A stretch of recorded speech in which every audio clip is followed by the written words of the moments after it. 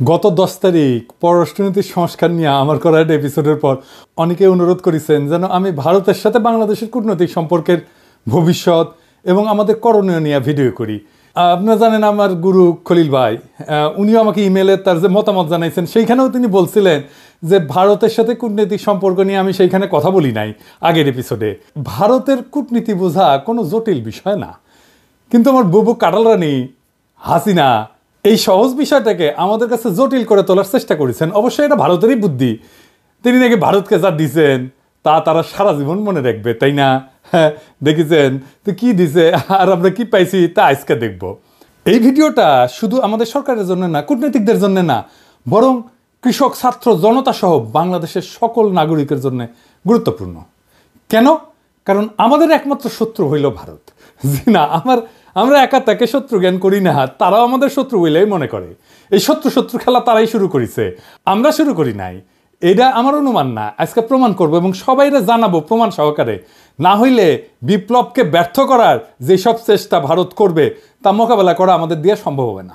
গত 16 বছর হাসিনা যেভাবে আমাদের সরকারের সব দপ্তরে ভারতের স্থানীয় দালালদের ঢুকাইতেছে, তাতে আমাদের জন্য নতুন করে সব ঢেলে সাজানো ছাড়া কোনো গতি নাই। যাই হোক, অনেক কথা আছে, তাই চলেন প্রথমেই দেখে নিই ভারতের কূটনীতিক দর্শন কি বলে। তারা কিভাবে আমাদের দেশটাকে দেখে, তারা কিভাবে কূটনীতিকে দেখে, কূটনীতি তাদের কাছে কি। ভারতের কূটনীতিতে চাণক্য, কৌটিল্যকে তাদের মন্ত্রগুরু বলে মনে করে। এই কৌটিল্য হলো খ্রিস্টপূর্ব 300 শতাব্দীর দিকে ভারতবর্ষের রাজা চন্দ্রগুপ্ত মৌর্যের প্রধানমন্ত্রী। তিনি রাষ্ট্র পরিচালনার উপর একটা বই লিখেছিলেন, অর্থশাস্ত্র নামে। এই বইটা প্রায় দ্বাদশ শতাব্দী পর্যন্ত প্রাচীন ভারতে ব্যবহার করা হইতো। তবে ভারতে মুসলিম সাম্রাজ্যের বিস্তারের পর থেকে এই বইটা কেউ আর খুঁজে পায় নাই। মুসলমান শাসনকর্তারা ভারতের প্রাচীন ফিলোসফিকে জয় বাংলা করে দিছিল। যাই হোক, পরে 1905 সালে আবার সবার অজানা এই মাস্টারপিস ভারতের একজন কৃষক উদ্ধার করছিল এবং একজন সাধারণ ব্রিটিশ সেই বইটা ভারতে সংরক্ষণ করার ব্যবস্থা করে। আর বর্তমানে এই অর্থশাস্ত্র, কৌটিল্যের অর্থশাস্ত্র ভারতের প্রধানমন্ত্রী মোদী, পররাষ্ট্রমন্ত্রী জয়শঙ্কর থেকে শুরু করে অনেক নতুন পুরানো নেতার রাজনৈতিক আদর্শে পরিণত হয়েছে। ভারত আবার কৌটিল্য ইকোনমিক কনক্লেভ করার মাধ্যমে এই দর্শন সবার কাছে খাওয়াইতে চায়, দেখাতে চায় এটা আমাদের অরিজিনাল জিনিস, বুঝছাও। এটা ইন্টারেস্টিং গল্প বলি এই কৌটিল্য প্রসঙ্গে। চন্দ্রগুপ্ত মৌর্যকে কৌটিল্য মানে তার প্রাইম মিনিস্টার সামান্য পরিমাণে খাবারের সাথে একটু একটু করে আর্সেনিক মিশাই দিত, মানে সে বিষ যেটাকে বলে। কেন?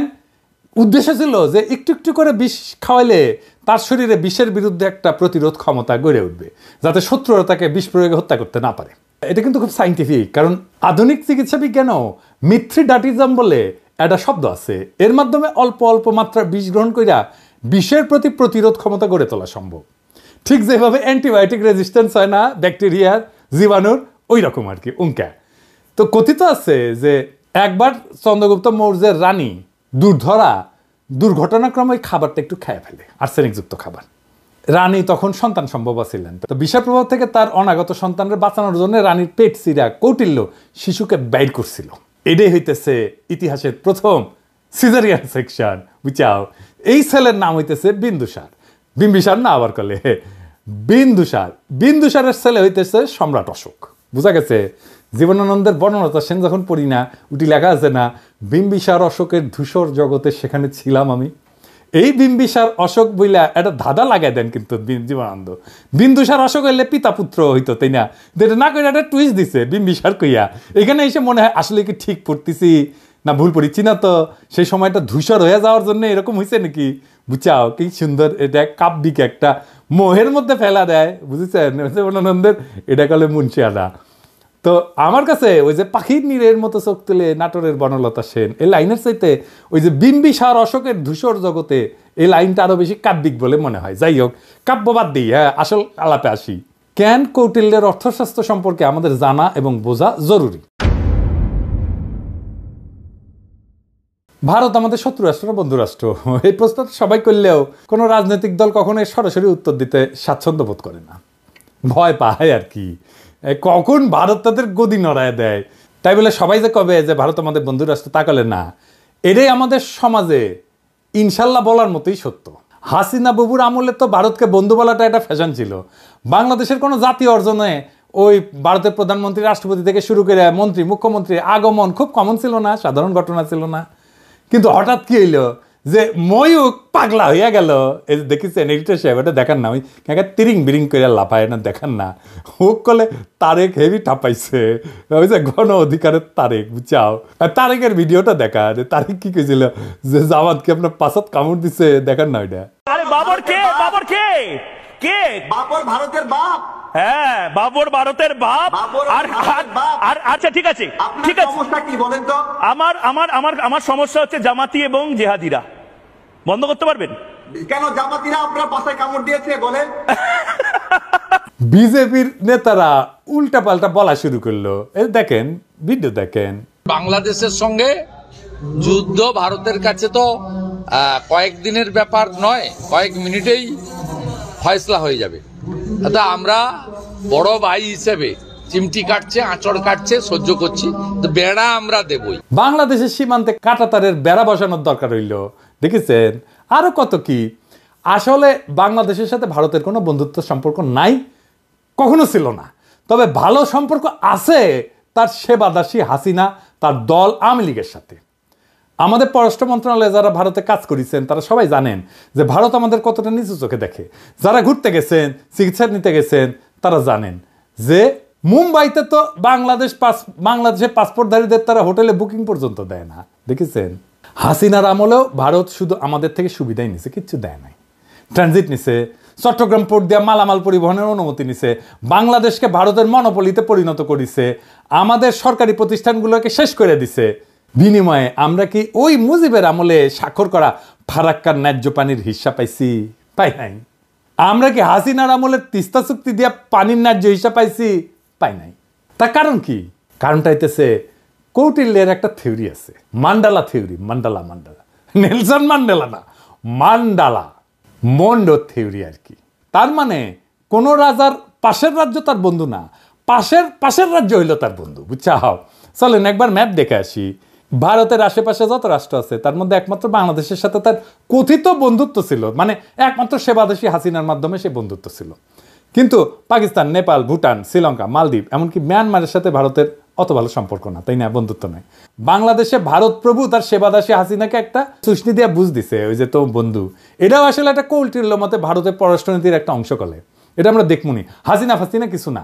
এটা বোঝার জন্য চলেন দেখি কৌটিল্যের পররাষ্ট্রনীতিতে কি লেখা আছে। কৌটিল্যের পররাষ্ট্রনীতিকে বলে 6-fold পলিসি, মানে 6 স্তরের পলিসি। এটা একটা সংস্কৃত খটোমটো বাংলা আছে, ষটগুণ্য সিদ্ধান্ত। যাই হোক, আমি ইংলিশটাই কব, কারণ ইংলিশে কইলে তো ঠিকই কইছি, তাই না? তো যাই হোক, এই 6-fold পলিসি অনুযায়ী পররাষ্ট্রনীতি 6 ভাবে পরিচালনা করা যায়, 6 ভাবে, বুঝছাও? কি কি? শান্তি, যুদ্ধ, নিরপেক্ষতা, আগ্রাসন, জোট এবং দ্বৈত নীতি। হ্যাঁ বুঝছাও, 6টা।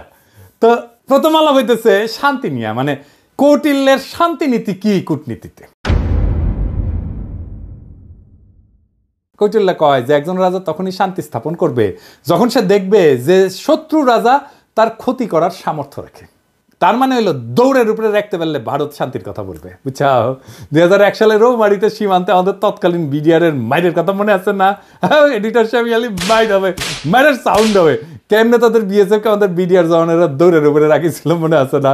হ্যাঁ, তো তখন ভারতের অনেক সৈন্য মারা গেলেও ভারত কিন্তু আমাদের সাথে শান্তি স্থাপন করেছিল, কারণ তারা বুঝেছিল যে বাংলাদেশ তাদের দৌড়ের উপরে, দাবরানির উপরে রাখতে পারে। তাইলে ইন্ডিয়ার সাথে শান্তি স্থাপনের একমাত্র পথ হইতেছে, একমাত্র রাস্তা হইতেছে ওরা দাবরানির উপরে রাখা। আরেকটা উদাহরণ দিই, 1962 সালে ইন্দো-চীন যুদ্ধে চীনা সেনারা ভারতের সেনাদের নাকানি জমিতে খাইছিল, একটা অংশ দখল করে নিয়েছিল। ভারত তখন দ্রুত নাকে খত দিয়া চীনের সাথে শান্তি স্থাপন করেছিল, কারণ ভারত জানতো যে চীনকে আক্রমণ করলে তাদের খবর আছে, বুঝেছাও? তার মানে ওরে যত দাবরানির উপরে রাখবেন ও শান্তি করে আপনার কাছে আসবে। এক নাম্বার সূত্র কয়া দিলাম। তাই আমাদের সেনাবাহিনীর সাহস নিয়ে লড়াই করার কিছু ডেমো ভারতকে দিয়ে দিতে হবে। আমরা অলরেডি একটা ডেমো দিছি যখন নতুন করে বর্ডারে কাঁটাতার লাগাইতে গেছিল না, কিন্তু এটা তেমন কোনো ডেমো হয় নাই, এটা আরেকটু ভালো করা লাগবে আর কি। আবার ফাইজলামি করলে না, রৌমারির কথা মনে করাই দিতে হবে, কলে মাথায় ঢুকাই দিতে হবে যে ভারতকে দৌড়ের উপরে রাখলে তারা শান্তির কথা বলবে। ওর তত্ত্ব দিয়াই ওরে মাইট দিতে হবে। ও কেমনে কূটনীতি চালায়, ওর কূটনীতির মাইন্ডে কি কাজ করে সেটা বুঝা ওর মতো যদি কাজ করেন তাইলে কেস ফতে। এবার আসেন যুদ্ধনীতি। কৌটিল্যের যুদ্ধনীতি কি? কৌটিল্যের মতে একজন রাজা তখনই যুদ্ধের জন্য আক্রমণ করবে যখন দেখবে যে তার অবস্থান শত্রুর চেয়ে শক্তিশালী। কথা সত্য। এই যে 1971 সালের কথাই ধরেন না, পাকিস্তান যখন আমাদের আক্রমণ করলো তখন ভারত আমাদের সাথে এসে সাথে সাথে যুদ্ধ করে নাই। তারা দেখিছে যে আমাদের মুক্তি বাহিনী কতটুকু যুদ্ধ করতে পারে। যখন মুক্তি বাহিনী আমাদের পাইরা ফেলাইছে না পাকিস্তানি বাহিনীদের, যখন দেখেছে যে মূল কাম সাইরা ফেলাইছে, তখন 3রা ডিসেম্বর 71 সালের মুক্তিযুদ্ধের শেষের মাত্র 13 দিন আগে যৌথ কমান্ড গঠন করিয়া মুক্তিযোদ্ধাদের ক্রেডিট নিয়ে বাংলাদেশকে স্বাধীন করিয়া দেওয়ার ক্রেডিট নিয়ে নিছে। বুঝছাও, এটা হইল ভারতের সামবাজ যুদ্ধনীতি। এরা তখনই যুদ্ধ করবে যখন তারা বুঝে যে তাদের জেতার সম্ভাবনা 100%। অনেকেই জানেন যে শেখ মুজিবের বান্ধবী যে ইন্দিরা গান্ধী, সেই সময়ের ভারতের সেনাপ্রধান জেনারেল মানেকশকে জুন মাসে কইছিলেন যে এই যুদ্ধ শুরু করতে, কিন্তু রাজি হন নাই। কারণ তখন বাংলাদেশে বর্ষাকাল এবং তাদের সেনারা বাংলাদেশে বর্ষায় যুদ্ধ করলে পাকিস্তানের কাছে গোয়ারা আসবে। সত্যি কথা, আমার কথা না, মানেকশর কথা। তার মুখে শুনেন দাও কি কইছে, এডিটর সাহেব শুনে দেন। And if I were to go in, I guarantee you 100% defeat. I said to Mrs. Gandhi, will you now give me your orders? All right, cabinet would meet again at 4 o'clock. So everybody started walking out, I being the junior one. A smile on my face as I was going out. She said, Chief, stay behind. So I said, Prime Minister, before you open your mouth, shall I send in my resignation on grounds of health, mental or physical? And she said, oh, sit down, Sam, tell me. Everything you told me is the truth. I said, yes, everything I've told you is the truth. I said, it's my job to fight to win, not to lose. And she smiled at me, she said, all right, Sam, you let me know when you're ready. এই যে 13 দিন যুদ্ধ করেছিল, যুদ্ধের পরে যে লুটপাট শুরু করেছিল, সেই সময় কিছু বীর সেনা অফিসারের কারণে ঠিক মতো করতে পারে নাই। মেজর জলিলের কথা মনে আছে, সে বাধা দিছিল এবং তারে গুম করে ফেলছিল। ওই সময় যে করতে পারে নাই লুটপাটটা, এটা গত 53 বছর ধরে পোষায় নিছে ইন্ডিয়া। তাই আমাদের সশস্ত্র বাহিনীকে মনে রাখতে হবে যেন ভারত কখনো এমন সুযোগ আছে বলে ভুলও না করে। প্রফেসর ইউনূসের সেনাবাহিনীর শীতকালীন মহড়ায় যাওয়ার ব্যাপারটা অনেকটা সেই রকম। আমি খুবই পছন্দ করেছি এটা। অনেকে না বুঝলেও আমাদের সবার শ্রদ্ধেয় প্রফেসর ইউনূস স্যার বুঝতে পারিছেন যে এই মহড়ার কত গুরুত্ব। এইসব মহড়া ঘন ঘন করতে হবে, বুঝছাও। শুধু শীত না, বর্ষাতেও করতে হবে। যে শীত বর্ষা কিছুই যে ভারতের কোনো কাজে আসবে না, ওটা বুঝা দেওয়া লাগবে, বুঝছাও। ভারতের মনে যেন ভয় অটুট থাকে, তারা যেন কোনোভাবে বাংলাদেশকে আক্রমণের খায়েশ করতে না পারে। এখন কৌটিল্যের মতে ভারত এই যে যুদ্ধ নীতি, এটা কেমনে করবে? এটা 3 ভাবে করবে, 3 প্রকারে করবে। কি ভাবে? এটা হইতেছে সরাসরি যুদ্ধ, এটা হইতেছে গোপন যুদ্ধ, কিছু কথা থাক না গোপন, আর এটা হইতেছে অঘোষিত যুদ্ধ, মানে ঘোষণা না দিয়া যুদ্ধ, বুঝছাও। ভারত আমাদের সাথে সরাসরি যুদ্ধে যাবি না, ওই সাহসী নাই। ওই যে বুঝিছে না, এখানকার পোলা পাইন এবং বন্দুকের সামনে বুক পাইতা দেয়, তারপরে নড়ে না। তো এর সাথে যুদ্ধ করা যায়। তারা কি যুদ্ধ করবে? গোপন এবং অঘোষিত যুদ্ধ তারা সবসময় করে আসতেছে এবং এটা করে আসবে। চলেন দেখি সেটা কিভাবে করবে। গোপন যুদ্ধ হইলে সেটা সেই পন্থা যেটা দ্বারা ভারত আমাদের একদিকে আক্রমণের আশঙ্কা তৈরি করবে আর আমাদের সেনাদের সেই দিকে ব্যস্ত রাখবে, কিন্তু ভারত আমাদের আক্রমণ বা ক্ষতি করবে অন্য দিক থেকে, বুঝছাও। মাথায় ঢুকে নাই, তাই না? ধরেন আমাদের দক্ষিণে তো আরাকান রাজ্য, একটা নতুন রাখাইন দেশ হওয়ার সম্ভাবনা আছে, তাই না? ভারত রাখাইন দেশকে দিয়া বাংলাদেশের নাপ নদী সংলগ্ন বর্ডারে উত্তেজনা তৈরি করবে। আর আমরা যখন ওই দিকে সামলাইতে ব্যস্ত হয়ে যাব, তখন উত্তরবঙ্গ বা অন্য কোনো বর্ডার দিয়া সে আক্রমণ করার চেষ্টা করবে। এটা বুঝতে ভারতের ওই হকার সাংবাদিক ময়ূক রঞ্জনের একটা ভিডিও দেখি, চলেন। সে কইতেছে যে বাংলাদেশের চিকেন নেক নিয়ে নিলে ভারত ফেনী দখল করিয়া চট্টগ্রামকে আলাদা করে দিবে। শুনেন। এটিকে বলা হয় বাংলাদেশের চিকেন স্নেক। বাংলাদেশের এই চিকেন স্নেক অবরুদ্ধ করতে ভারতের সময় লাগবে 5 মিনিট। বাংলাদেশের চিকেন স্নেক এটা যদি কাট অফ করে দেওয়া হয় তাহলে গোটা বাংলাদেশের ভূখণ্ডের সাথে চট্টগ্রামের কোনো সম্পর্ক থাকবে না। এই ফেনীটা যদি কোনোভাবে কাট অফ হয়ে যায় বা দখল হয়ে যায় বা অবরুদ্ধ হয়ে যায়, গোটা বাংলাদেশের এত বড় এত জেলা সহ যে বাংলাদেশ, সেই বাংলাদেশ থেকে কাট অফ হয়ে যাবে চট্টগ্রাম। এবার এটা মৌলবাদীদের কি করে লোকে বোঝাবে? অর্থাৎ ভারত আমাদের চট্টগ্রামের ভয় দেখাতেছে যেন আমরা এদিক নিয়ে ব্যস্ত হয়ে যায় আর ভারত আমাদের অন্যদিকে দেয়, বুঝছাও? কিন্তু সেই প্ল্যান তো আজকে ফাঁস করে দিলাম, তাই না? এবার চলেন অঘোষিত যুদ্ধ কেমনে ভারত করবে। এটা আসলে ভারতের সবচেয়ে পছন্দের যুদ্ধ, বুঝছাও? এই যুদ্ধে তারা তাদের সরকারি এজেন্ট, ধর্মীয় এজেন্টদের ব্যবহার করবে। তারা এই কাজ শুরুই করে দিছে। সরকারি চাকরিতে ভারতের দালালদের দিয়া অস্থিরতা তৈরি করেছে, ক্যাডারে ক্যাডারে দ্বন্দ্ব করেছে। এইটা প্রফেসর ইউনূসের সরকারকে কাজ করতে না দেওয়ার একটা কুবুদ্ধি। তাই আমি আগেও বলছি, এখনো বলি, ক্যাডারে ক্যাডারে দ্বন্দ্বের সমাধান করা জরুরি। এই ক্ষেত্রে কোনো কথা শোনা যাবে না, কঠোর হইতে হবে। যারা এই দ্বন্দ্ব ধৈর্য রাখতে চায় ওরা ভারতের দালাল। সবার অধিকার এবং প্রাপ্যতায় সাম্য দরকার। তারপর যদি আমলারা যদি কাজ ঠিক মতো না করে তাহলে পাছায় লাথি দিয়া চাকরি থেকে বের করে দেন। আমি গত ভিডিওতে তো পররাষ্ট্র অফিসারদের সুযোগ সুবিধার কথা কইছিলাম, তাই না? প্রশাসন ক্যাডার মনে হয় আমার উপর মাইন্ড করেছে যে দাদা তো ওদের কথা কইলে আমাদের কথা কিছুই কয় নাই। হ্যাঁ, এবার বুঝেন কেন বলছি। যতদিন ক্যাডার ক্যাডার দ্বন্দ্ব থাকবে ততদিন আমাদের সার্বভৌমত্ব ভারতের আগ্রাসী নীতির হাতে পরাজিত হওয়ার সম্ভাবনা থাকবে। এটা তো আমরা হতে দেবো না, তাই না? তবে সুযোগ সুবিধা পাওয়ার পর আমার কূটনীতিক সহ 25 ক্যাডারের ভাই বোনেরা যদি কাজ না করেন আর ভারতের চামচামি না ছাড়েন তাইলে আপনাদের কলে খবর আছে, কইয়া দিলাম, বুঝছেন? আমি যখন ধরি না তখন কিন্তু কচ্ছপের কামড় দিয়া ধরি। আর একটা উদাহরণ দিই, ওই যে চিন্ময় প্রভুপাদের কথা মনে আছে না? ওরে দিয়া ভারত সুন্দর একটা গেম সাজাইছিল করলে যেন হিন্দুরা এই সরকারের বিপক্ষে কাজ করে। সাথে ভারতের কিছু বেতনভোগ বাংলাদেশি দালালও ছিল, ওই যে প্রথম আলো, তার দিল্লি স্টার, এটা আছেই। কিন্তু ইউনূস স্যার সেই ওখানে আসার মেরে দিচ্ছে ভালো করে। একইভাবে দিল্লির সাতপন্থীদের দিয়া ধর্মপ্রাণ মুসলমান তাবলিগের সদস্যের মধ্যে মারামারি সৃষ্টি করছেন, সেটাও আমরা সামলাইছি করলে। এইরকম আরও আসবে, কিন্তু এখন আর লাভ হবে না, কারণ সবাই বুঝে গেছে যে ভারত কিভাবে এই কাজটা করে বা করবে। এইটা ভারতের অনেক প্রিয় মেথড, কিন্তু প্রিয় পদ্ধতি। ভারত আগেও তাই করেছে। 1975 সালে শেখ মুজিব জয় বাংলা করে দেওয়ার পরে ভারত আমাদের পার্বত্য চট্টগ্রাম এলাকায় শান্তি বাহিনীকে ফান্ড করেছিল, ট্রেনিং দিছে, তারপরে অশান্তি সৃষ্টি করেছে। আর এই হারামজাদা কাদের সিদ্দিকী ওরে আশ্রয় দিচ্ছে। আদের সিদ্দিকী তার বাহিনী নিয়ে বাংলাদেশের ভিতরে আসে আক্রমণ করিত, এবং কাদের সিদ্দিকীর বাহিনীর সাথে আমাদের সেনাবাহিনীর যুদ্ধ হইতো। কিন্তু অনেকে গলে বীরুত্তম খেতাবও পাইছে, এবং আমাদের অনেক অফিসার মারা গেছে, সৈনিক মারা গেছে। আর এই হারামজাদা রাজনীতি করিচ্ছে, ওর তো এখন জেলে থাকা উচিত। আবার দেখেন, ওই যে শেখ মুজিব জয় বাংলা হওয়ার পরে যে শান্তি বাহিনীকে ফান্ড করেছিল না ইন্ডিয়া, আবার যখন কাঁঠাল রানী 1996-তে ক্ষমতা এসেছে তখন ইন্ডিয়া আবার ওই সমস্যার সমাধান করে দিচ্ছে 1997 সালে, যেন আওয়ামী লীগ বাহবা পায় আর বাংলাদেশ তাদের হুকুমের দাসী হাসিনা দ্বারা পরিচালিত হয়। একই কাজ তারা শ্রীলঙ্কায় করেছে তামিল হিন্দুদের নিয়ে, নেপালে করেছে মাওবাদীদের নিয়ে, পাকিস্তানে বেলুচিস্তানে একই গল্প।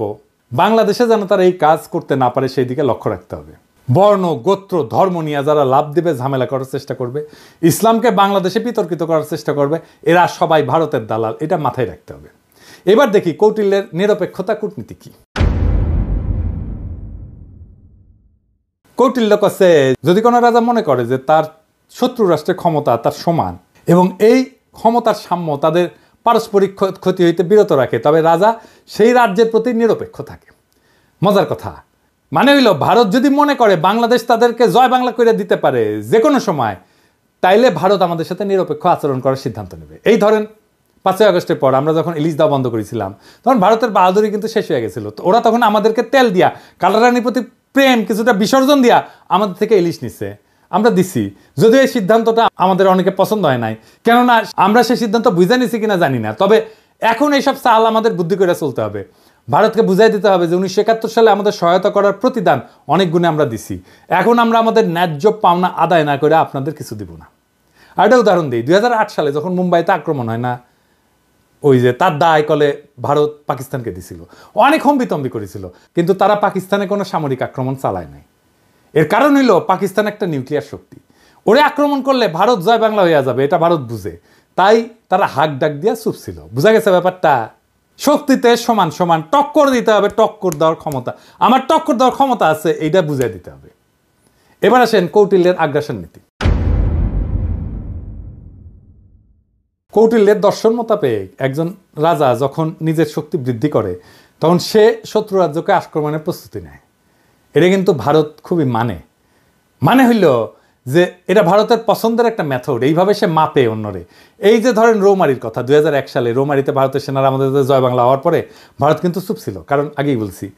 এরপর আমাদের বুবু যখন 2008-এ 111-এর নকশা ক্ষমতা আসে, তার কয়েকদিনের মাথায় ভারতের প্রতিশোধ নেয় বিডিআরে হত্যাকাণ্ড কইরা, 57 জন সেনা অফিসারকে হত্যা কইরা। শুধু তাই না, বিডিআরের গৌরবময় ইতিহাস যেন বাংলাদেশে না থাকে তাই তারা কাঁঠাল রানীকে দিয়ে নাম পরিবর্তন কইরা বিজিবি বানায়, পোশাক বদলায়। দেখেন হাসিনার দাসত্ব। আমরা যেহেতু এটা এখন বুঝে গেছি, আমরা আবার বিডিআরকে তার আসল নামে ফেরত নিয়ে যাব। বিডিআর নামে পরিচিত হবে, তাদের আধুনিক অস্ত্র দেব, ফেরায় দেব তাদের গৌরবের ইউনিফর্ম। এই নাম শুনলে আর ইউনিফর্ম দেখলে ভারতের 2001 সালের কথা মনে থাকবে, আর পাতলা পায়খানা হয়ে যাবে। এইটা আমাদের প্রথম কৌশল। দেখেন ভারতের সেনা প্রধানের বক্তব্য। I am in touch with the chief of Bangladesh during the time of when this changeover took place. I was in constant touch with him, and even thereafter in November 24 we had a video conference also. As far as the military cooperation is concerned, is again going up in the same way. Our officers have moved there for the NDC also. There is no let up on that side. The only thing is, as far as the joint exercise which is carried out, because of the situation as of now, that we have postponed for some time, and as and when the situation improves, that exercise will also go on. When we talk about the relationship we should talk about when there is an elected government. So as of now, the relationship is with the military is well and perfect. 5 আগস্টের পর 5 মাস হয়ে গেল ভারত তার কোনো মন্ত্রী বা সংস্থা প্রধান কখনো এই ধরনের কথা বলে নাই। আমি আমার আগের ভিডিওতে বলছিলাম যে ভারতের প্ল্যান মোতাবেক সব চলতেছে, এবং এই প্ল্যান মোতাবেক চালাইতেছে ভারতের আরেক সেবাদাস ওয়াকার। আমার কথা অনেকেই বিশ্বাস করেন নাই, অনেকেই আমাকে কইছেন ওয়াকার একটা বিপ্লবের শক্তি। এখন দেখেছেন তো, এখন দেখেন ভারতের সেনা প্রধান বলে তার সাথে নাকি অন্তর্বর্তীকালীন সরকার গঠনের পুরা সময় জেনারেল ওয়াকারের সাথে যোগাযোগ ছিল। অর্থাৎ ওয়াকার সাহেব যখন রাজনৈতিক নেতাদের নিয়ে অন্তর্বর্তীকালীন সরকার গঠনের চেষ্টা করতেছিলেন, তখন তিনি নিয়মিত ভারতের সেনা প্রধানের সাথে যোগাযোগ রাখতেছিলেন। রাষ্ট্রদ্রোহী কাজ করছেন তিনি। ওয়াকার সাহেব হয় আপনি বিপ্লবের স্পিরিট ধরতে পারেন নাই এবং হাসিনার আমলের অভ্যাস 2 দিনে ছাড়তে পারেন নাই, অথবা আপনাকে ভারতের সেনাপ্রধান ফাঁসাইয়া দিছে যাতে বাংলাদেশের সেনাবাহিনীর সর্বোচ্চ নেতৃত্ব বিপ্লবের বিপক্ষে কাজ করতেছে এটা জনমনে ছড়ায় দেওয়া যায়। এইটা বাংলাদেশকে এবং বাংলাদেশের মানুষের মনোবল ধ্বংস করার চেষ্টা। এভাবেই গত 5 মাস ভারত নিজেদের কৌশল ঠিক করেছে এবং বাংলাদেশের সকল মানুষকে এটা বোঝানোর চেষ্টা করতেছে যে ভারত এখনো আমাদের প্রভু। এবং এইটা বোঝানোর জন্য তাদের প্রথম টার্গেট আমাদের হাসিনা বাবুর ফুফাতো বোনের জামাই সেনাপ্রধান ওয়াকার সাহেব। আমি অবাক হই যে সমস্ত সেনা সদর বা আন্তঃবাহিনী জনসংযোগ পরিদপ্তর এই নিয়ে কোনো কথা বলেন নাই, আর ভারতের দালাল বাঙ্গুয়েলিটারা বৈশাখী নিজেদের দেখতেছে আর নিজেদের হারানো প্রভাব পুনরুদ্ধারের স্বপ্ন দেখতেছে। প্রথম আলো গং এখন এইগুলা নিয়ে পুরা গল্প বানাবে ফায়াজ করিমের মতো। এইসব বাংলাদেশ বিরোধী ভারতীয় এজেন্টদের যেখানে দেখবেন সেখানেই এদেরকে জয় বাংলা কইরা দিতে হবে। এখন দেখেছেন তো জেনারেলদের বাসায় হাসিনার লোক, আওয়ামী লীগের লোকেরা লুকে আছে, দেখেছেন? ফ্ল্যাট মালিক কে? ফ্ল্যাট মালিক হচ্ছে মাহবুব সামর চৌধুরী, মেজর জেনারেল। জি। উনি এখন বর্তমানে কোথায় আছে? উনি এসএসএফ আছে। এসএসএফ আছে, ডিজি। জি।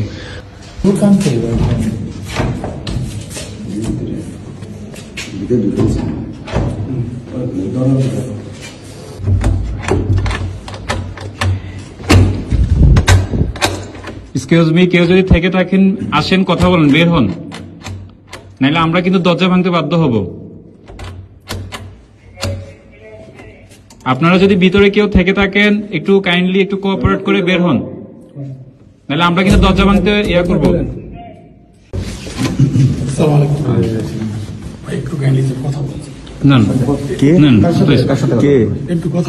বলেন কে?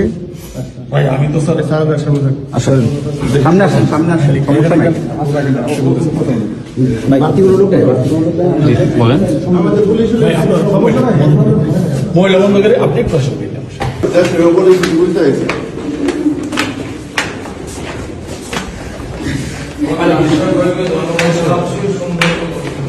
তো এখন কি করা লাগবে? আমাদের এই সেনাবাহিনী নিয়ে। এর মধ্যে আমাদের সামরিক সক্ষমতা এমনভাবে উন্নীত করতে হবে যেন ভারত আমাদের ভয় পায়। ভারতের সামরিক শক্তি আমরা জানি, সেটা ওয়াকার সাহেবও জানেন। সামরিক বিষয়ে তাই এখানে বলতে চাই না, আমার সাথে যোগাযোগ করলে পরামর্শ দিয়ে দিব। তবে এটা বলতে পারি, আমাদের সশস্ত্র বাহিনীকে নতুন নতুন আধুনিক যুদ্ধ বিমান, ট্যাঙ্ক, যুদ্ধ সরঞ্জাম কিনতে হবে। মাঝে মাঝে সে সমস্ত মাল দিয়ে একটু প্রশিক্ষণ করে তো ফুটাতে টুটাতে হবে আর কি, বুঝছাও। আর বলিছি, এটা সাইবার ব্রিগেড করতে হবে আমাদের শক্তিশালী, তাইলে আমাদের পাতলা পায়খানা চলতে থাকবে। ভারত কিন্তু ফ্রান্স থেকে রাফেল কিনেছে, রাশিয়া থেকে কিনেছে সুখয় যুদ্ধ বিমান। আমাদের তো রাশিয়া আর ফ্রান্সের সাথে সম্পর্ক ভালো, যুক্তরাষ্ট্রের সাথেও ভালো, তুরস্কও আছে। ভারত এতদিন আমাদের আধুনিক যুদ্ধ সরঞ্জাম কেনার ব্যাপারে ভেটো দিয়ে আসছে করলে, এখন বুঝতে পারছেন তো কেন তারা ভেটো দেয়? এই কূটনীতির কারণে। কারণ ওরা চায় আমরা যেন সমরে শক্তিশালী হইতে না পারি এবং তাদের সেবা দাসী হিসেবে থেকে যায়। এরপরে আসেন কৌটিল্যের কূটনীতিতে জোট নীতি কি। কৌটিল্য বলে দিছে যে যখন রাজায় যুদ্ধ করবে না, তখন সে অন্য শক্তিশালী রাজ্যের সাথে জোট গঠন করবে এবং নিজেকে সেই শক্তিশালী রাজার হাত থেকে নিরাপদ রাখবে। ভারত কিন্তু এই কামটাও ঠিক মতো করে, মানে কৌটিল্যকে মাইনে চলে আর কি। এই যেমন ধরেন ভারতের সামরিক সহযোগিতার সম্পর্ক আছে রাশিয়া, ইসরায়েল আর যুক্তরাষ্ট্রের সাথে। এই তিন দেশ চাইলে যে কোনো সময় ভারতকে জয় বাংলা করে দিতে পারে। আবার লক্ষ্য করলে দেখবেন যে এই তিন দেশের সাথে যাদের শত্রুতা, ভারত কিন্তু তাদেরকে শত্রু মনে করে। এই তিন দেশের কমন শত্রু হইল মুসলিম দেশগুলা। ভারত এদের সাথে সন্ধি করার মানে হইল ভারত এদের সাথে মিলা মুসলিম বিরোধী শক্তি গঠন করতে চায়। ভারত এইসব দেশ থেকে সমরাস্ত্র কেনে, এদের সাথে মিলিটারি তথ্য আদান প্রদান করে। আমরা হয়তো ইসরায়েলের সাথে সম্পর্ক করতে না পারলেও বাকি দুই দেশের সাথে পারবো, সেই অবস্থা আমাদের আছে। আবার কাঁঠাল রানী যেইভাবে আমেরিকার সাথে সম্পর্ক খারাপ করেছিল, তাতে এটা পরিষ্কার যে হাসিনা ভারতের নীল নকশা বাস্তবায়ন করেছে যেন বাংলাদেশের সাথে আমেরিকার সম্পর্ক ভালো না থাকে। আমরা এদের সাথে সম্পর্কের পাশাপাশি চীন, পাকিস্তান, সৌদি আরব, ইরান, তুরস্কের সাথে সামরিক সম্পর্ক তৈরি করব। এরা কেউ ভারতের সাথে সন্ধি করবে না, কিন্তু আমাদেরকে এরা ভালোবাসে, ঠিক কিনা বলেন? আমাদের সাথে সন্ধি করবে। এই সন্ধিগুলা হইলে তখন দেখবেন যে জয়শঙ্কর বাবাজি আর অজিত দোভাল কিভাবে দৌড়ের উপরে থাকে। আমাদের সামরিক কেনাকাটাগুলা আমরা এইসব দেশ থেকে করব। আর আমেরিকা, রাশিয়াকে সাথে নিতে হবে। এরা কিন্তু হিসাবি দেশ, এদের থেকে সমরাস্ত্র না কিনলে এরা আপনাকে কোনো সাপোর্ট দিবে না। ভারতে রাফায়েল আছে, আমরা F-16 কিনতে পারি। আবার ফ্রান্সের রাফায়েল অথবা রাশিয়ার সুখয় কিংবা চীনের চেংদু J-10 চার্লি কিনতে পারি, তাই না? তবে ফ্রান্সের রাফায়েল কিনলে আমি এনা খুশি হমনি, তাই না? আমাকে এত আশ্রয় দিছে না ফ্রান্সের সরকার, ওদের কিছু করা লাগে না, আমাদের তো একটা দায়িত্ব আছে, কি বলেন? তো রাফায়েল কিনলে পিনাকি দাদা খুশি হয়ে যাবে নি, বুঝছাও? তো শুনেন, কেনা লাগবি না এখনই, খালি কেনার আলাপ শুরু করে দেন, দেখবেন ভারতের সীমান্তে কাঁটাতার বসানো থেমে যাবে।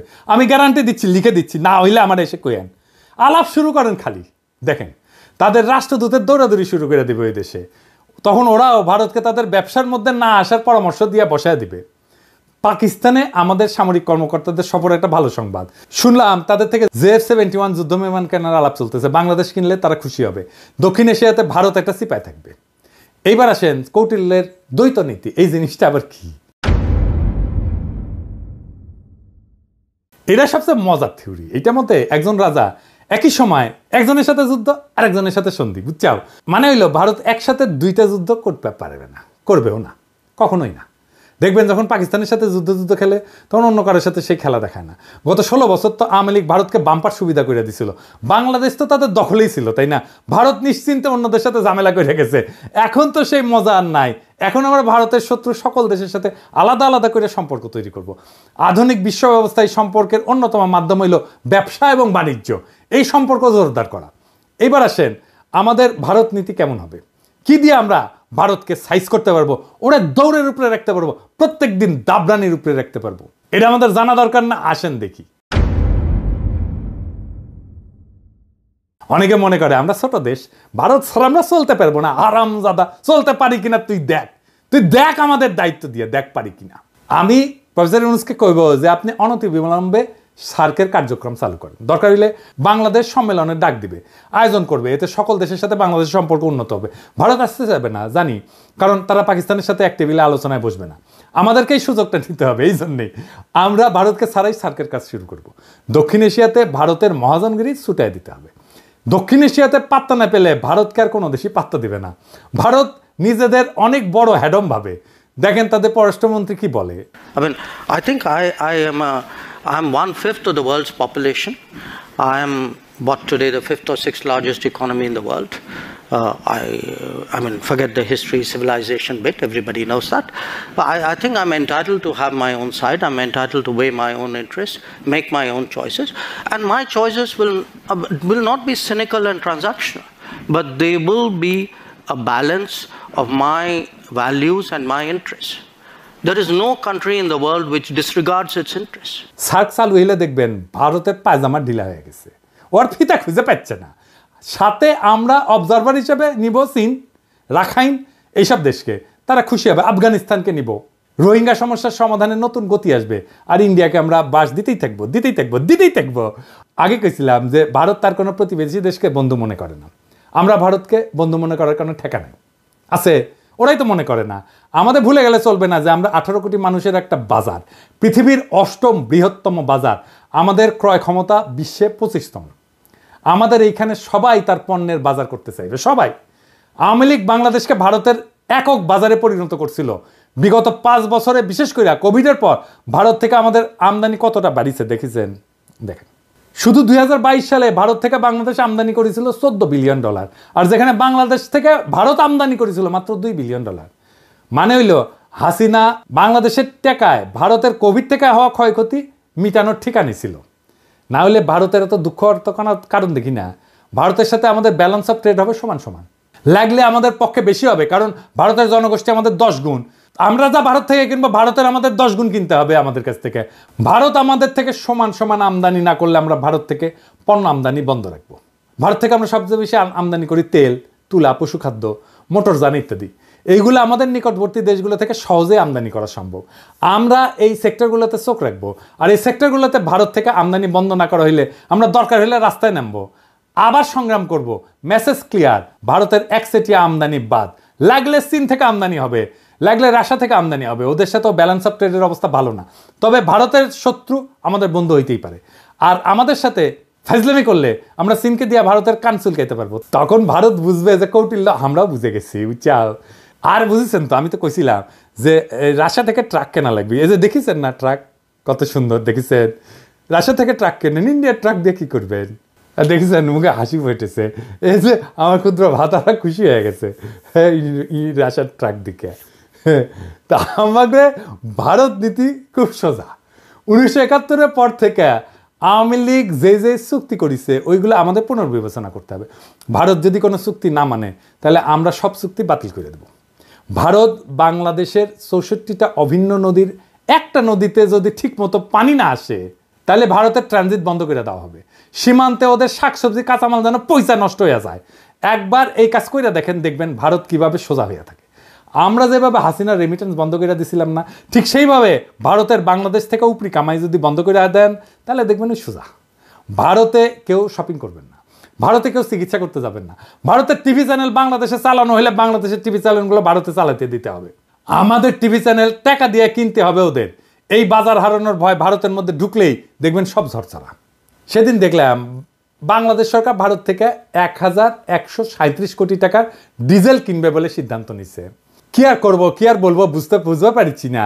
জুলাই বিপ্লবের পরে আমাদের প্রায় 2000 ছাত্রছাত্রী পান হারাইলো ভারতের সেবাদাসী হাসিনার পুলিশের গুলিতে। এখন আমাদের ডিজেল কেনার জন্য আর ভারত ছাড়া কারোর চোখে পড়ে না।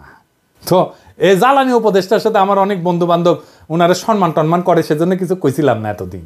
কিন্তু বুঝেন জ্বালানি উপদেষ্টা সাহেব, কামটা আপনি খুব খারাপ করেছেন। আপনারা ওয়ার্নিং দিলাম, ডিজেল কেনার জায়গা পান না আপনি। হ্যাঁ, আরও তো 6টা দেশ থেকে তো ডিজেল তেল কিনতেছেন। এই যে দেখেন তো ওই 6 দেশ থেকে ডিজেল কেনা যেত না কেন? ভারত থেকে তেল কেনার দরকার পড়লো, কুরকুরানিটা কই? জ্বালানি উপদেষ্টা সাহেব, আপনাকে জাতির সামনে এই প্রশ্নের উত্তর দিতে হবে। সামে সিকোনে প্রচুর কাম করিচ্ছেন কলে, নাইলে বিপ্লবী জনতা আপনাকে কেন বিশ্বাস করবে? ইউনূস স্যার, আপনি কি এই ব্যাপারে জানেন? নাকি বিএনপির সাথে সমঝোতা হওয়ার পর এখন বিএনপির চাপে আপনারা এই সিদ্ধান্ত নিতেছেন? নিলে জানান, আমরা তো আছি। যেই দল গত 10 বছরে মুরগির ক্ষোভ থেকে বাইরে হতে পারে নাই, সেই দল এখন নিজেদের জুলাই আন্দোলনের মাস্টার মাইন্ড বলে, আবার ক্ষমতা আসার জন্য ভারতের সাথে আতাত করে যেন ভারতের প্রভুত্ব বাংলাদেশে টিকে থাকে। এমনিতে আপনাদের জনসমর্থন কেমন এটা তো বুঝতে পারছেন। মানে ওই দলকে কইতেছি যে আসতে চায় ক্ষমতায়, তারপরে যদি ভারতের দাস হিসেবে পরিচিত পান তাহলে ক্ষমতা আসলেও সে ক্ষমতা ধরে রাখতে পারবেন না। হাসিনারে নামাইতে যদি 36 দিন লাগে, আপনারা 36 ঘন্টায় নামায় দেওয়া যাবে। খুব সাবধান, এটা ইন্টারনেটের যুগ, উন্নত প্রযুক্তির দুনিয়ায় কিন্তু সরকার চালানোর অভিজ্ঞতা আপনাদের নাই। আমরা জানি কিভাবে কি করতে হয়, আপনাদের চেয়ে আমরা অনেক ধাপ আগে। আমাদের সাথে পরামর্শ করেন, নইলে কি করতে গিয়ে কি খাইয়া ফিরে আসবেন তা কিন্তু বুঝবার পারবেন না। ভারতে আমাদের সব কাজ স্লো করে দিতে হবে, দূতাবাসে আমাদের লোকের সংখ্যা কমাই দিতে হবে, পররাষ্ট্র উপদেষ্টা এই জিনিসটা ভালো করে খেয়াল রাখবেন, ওই লোক দিয়ে আমাদের আসন্ন বন্ধু দেশের মিশনগুলোকে শক্তিশালী করেন। ভারত আমাদেরকে ভিসা না দিলে আমরা ভিসা দিব না, আমাদের দূতাবাসে আক্রমণ করলে আমরা ওদের শান্তিতে থাকতে দেবো না। ইউনুস স্যার তো ভদ্র মানুষ, আপনি না পেলে আমাদেরকে বলবেন, আমার ক্ষুদ্র ভাতা এবং ভগিনীরা ভারতের পাশে আগুন ধরাই দিবে, লাগলে জায়গা মতো আগুন ধরাই দেব। আমাদের কোনো সরকারি কর্মকর্তা ভারতে প্রশিক্ষণে যাবে না। কেন যাবে না জানেন? আসেন বলি। কারণ এইসব প্রশিক্ষণ দেওয়া এতদিন ভারত আমাদের সব অফিসারদের প্রোফাইল বানিয়েছে, বুঝছেন? তাদের কার কি পছন্দ অপছন্দ, কারে পয়সা দিলে হবে, কারে মেয়ে ধরাই দিতে হবে, তা সব জানে এবং এই কাজ করেছেও। কিন্তু এই যে সানিউল কাদের দেখেছেন না, ধরা খেয়েছিল, তারা ইউএনএদেরকে ডিসিদেরকে নিয়ে গেছে দেরাদুনে, কূটনীতিকদেরকে পড়াইছে দিল্লিতে। তাই আমাদের সরকারি অফিসারদের বিশেষ করে যারা ভারতে প্রশিক্ষণ নিছে তাদের শুদ্ধি পরীক্ষা নিতে হবে, এবং এরা সব কয়টা বিক্রি হয়ে গেছে। আমাদের অফিসাররা ভারতে প্রশিক্ষণে গেলে তাদের অফিসারদেরকেও আসতে হবে এখানে। এটা অবশ্য ফরেন সার্ভিস একাডেমি করে, তবে এইটা আরও বেশি করা দরকার। ভারতের অফিসারদের প্রোফাইল তৈরি করতে হবে, এবং এর একই সাথে আমাদের চরিত্র ঢিলা অফিসারগুলো আছে না, ওদের আপাতত কাজ করা বা পদায়ন থেকে বিরত রাখতে হবে। নইলে তারপর 2 পেগ মেয়েরা আবার হোয়াটসঅ্যাপে ফ্যান খুলে দিবে, ভারত সেই সমস্ত ছবি জোগাড় করে তাদের দিয়ে গুপ্তচরগিরি করাইবে, বুঝছো? এটা ওদের একটা পলিসি করে। এখন আপনারা যেহেতু ভদ্রলোক, সেই জন্যে সুশীল, সেই জন্যে আপনারা ওদেরকে দূরে রাখেন যাদের চরিত্র ঢিলা। আমি যদি ফরেন মিনিস্টার হইলাম ইনি, তাইলে ওই হানি ট্র্যাপ ফেলা ইন্ডিয়ার মায়াগরে তাদের ডাবল প্রমোশন দিলাম ইনি। ইন্ডিয়া হানি ট্র্যাপে ফেলানো ছাড়া আর কিছু পারে না। তাই তাদের এই হানি ট্র্যাপ আইডিয়া জয় বাংলা করে দিতে হবে। যখন কইতে পারবেন পারলে আরো পাঠা, তোর দেশে মায়েরা আমার কাছে আসে কেন, তুই পারিস না, তো আমি তোরে সাহায্য করতেছি, আরো পেটে দিস, বান্দা হাজি। সেই দিন তাদের এই অস্ত্র আর কাজ করবে না। তাদের দর্শন, তাদের ফিলোসফি তাদের বিরুদ্ধে প্রয়োগ করা লাগবে। তখন কইবেন যে পিনাকি যা কইছিল তার কতটা সত্যি, যদিও পিনাকি বাংলাত কছে, বগুড়ার ভাষাত কছে, তাও কলে এটা সত্য কইছে। তাই ভারতে আমাদের সকল সরকারি কর্মকর্তার ট্রেনিং বন্ধ, একেবারে ফুল স্টপ। এবার আসেন শেষ কথা। পররাষ্ট্রনীতিতে শেষ কথা বললে কিছু নাই। এক দেশ নিয়ে পলিসি করাটাও বিপজ্জনক। এক দেশের সাথে সম্পর্ক স্থাপন করা শুধু সেই 2 দেশের ব্যাপার না, অনেক বিষয় মাথায় রাখতে হয়। তবে ভারত যেহেতু স্পেশালভাবে আমাদের গত 53 বছর লুট করে গেছে, তাই আমাদের এখন সময় আসছে ভারতকে নিয়ে ভাবার, নতুন কইরা পলিসি তৈরি করার। কৌটিল্য ভারতের আইডিওলজিক্যাল গুরু বলে, তবে এমন গুরু ওদের অনেক আছে, কিন্তু কৌটিল্যের ব্যাপারটা একটু আলাদা। তাই ইউনুস স্যারকে আমি বলবো, আপনাদের সব সরকারি কর্মকর্তাদের কৌটিল্য পড়ান, বই পড়তে বলেন, পরীক্ষা নেন। ভারত যেভাবে আমাদেরকে সাইকোলজিক্যালি করাপ্ট করেছে না, আমরা এখন ওদের সাইকোলজি শিখবো তাদেরকে করাপ্ট করার জন্যে। আজকেই আর ফল আসবে না, কারণ সরকারে তাদের অনেক গোপন সেবাদাসী আছে। তবে এইভাবে আগাইলে আশা করা যায় আমরা 5-10 বছরের মধ্যে আমাদের হারানো মেরুদণ্ড আবার ফিরে পাবো। আর আওয়ামী লীগ হইল ভারতের দাস, দেশের শত্রু। এটা আজ আবার প্রমাণ করলাম, এটা দর্শন দিয়া করলাম। এইবার অনেকে তো বলে যে পিনাকি না বুঝেই বলে, তাদের জন্য সমালোচনার আহ্বান রইল। ভারতের পররাষ্ট্রনীতি আমি যেভাবে খুলে দেখাই দিলাম, এটার বাইরে কোনো কথা আছে কিনা। ভারত নিয়ে যে দালালি করবে তাদের কলে খবর আছে। আপনারা সরকারি পদ্ধতি সামলান, আর আমি তাদের স্থায়ী সেবাদাসী প্রথম আলো আর ডেইলি স্টার দেখতেছি। এরাই মিডিয়াতে উল্টাপাল্টা লিখবে, মানুষকে ভারতের মুখাপেক্ষী করতে সব চেষ্টা করবে। আগাম কইয়া দিলাম, আপনাদের প্ল্যান চেষ্টা করে দেখেন, ফাল দিলে কলে খপ করে ধরবো, ধরে ফেলামো। জিয়াফতে এখন লোক হচ্ছে ক্যাঙ্কা, দেখেছেন? আজকে আয়োজিত হতে যাচ্ছে সামাজিক জিয়াফত। এই জিয়াফতের উদ্দেশ্য হলো শহীদ পরিবার, আহত সহযোদ্ধা এবং ছাত্র জনতাকে সম্মান জানানো। এই জিয়াফতে 5000-এর অধিক মানুষকে গরু জবাই করে খাওয়ানোর ব্যবস্থা করা হয়েছে। আমরা যদি চারপাশটা একটু দেখাই, আপনারা এই পাশটায় দেখেন কি পরিমাণ মানুষ এখানে স্বেচ্ছায় এসে উপস্থিত হয়েছে। তাদের উপস্থিতি প্রমাণ করে শহীদদের প্রতি সাধারণ মানুষের এবং আহতদের প্রতি সাধারণ মানুষের ভালোবাসা এবং আবেগ কতটা বেশি। বাড়ির সামনে কলে গরু ফেলামু আর জবদমু, গরু ফেলামু আর জবদমু, কাইন্দা কলে কুল পাবেন না। তখন আবার কয়েন না সাবধান করি নাই। ইনকিলাব জিন্দাবাদ।